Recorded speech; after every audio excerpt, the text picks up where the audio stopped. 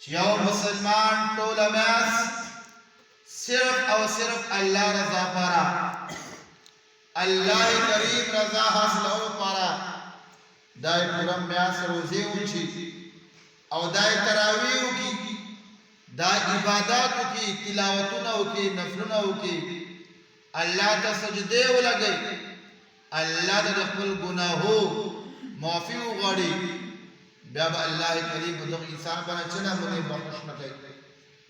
الله کریم دغه انسان باندې څه نمونې کرم نه کوي چې د الله رضا پاره خپل جان وړا کړای، الله رضا پاره یې لمونځونه وکړو، تراویح وکړي.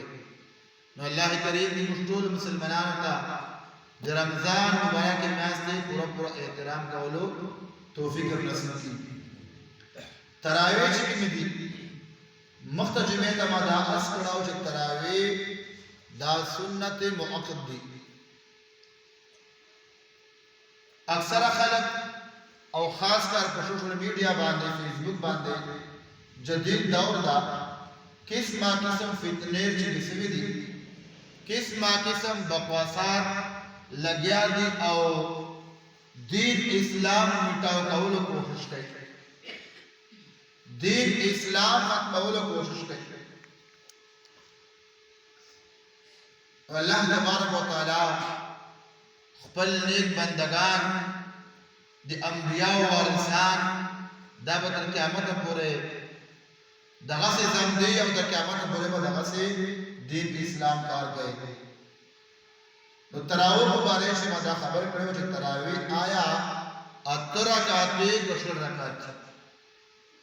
اکثر خلک او داسې ملګان ستا چې په فیسبوک باندې د خلکو عقیده او ذهن خرابوي تراویح المنج نه ده.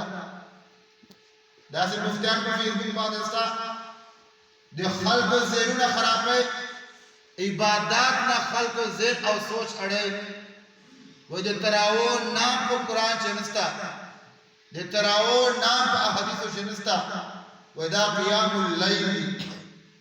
داسې بدبخت مفتیان ستا په فیسبوک باندې او نن سبا ډېر زیات مشهور دي.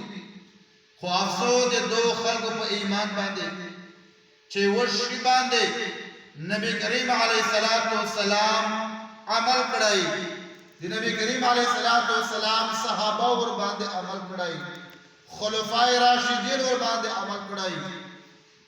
حضرت ابوبکر صدیق رضی الله تعالی عنہ چې شل رکعات تراویح کړي، حضرت عمر فاروق رضی الله تعالی عنہ چې 20 رکعات تراویح کړي، حضرت عثمان غنی رضی الله تعالی عنہ چې 20 رکعات تراویح کړي، حضرت علی رضی الله تعالی عنہ چې 20 رکعات تراویح کړي. او کثیر صحابه په دې باندې صحابه اجماع ده، اکثر صحابه 20 رکعات تراویح کړي دي. نبی کریم علیه السلام د 20 رکعاتو تراویح منځ په خپل باندې ورکړی ده. حضرت عمر فاروق رضی الله تعالی عنہ په دور کې باقاعده د جمع المانجه آغاز شوی ده.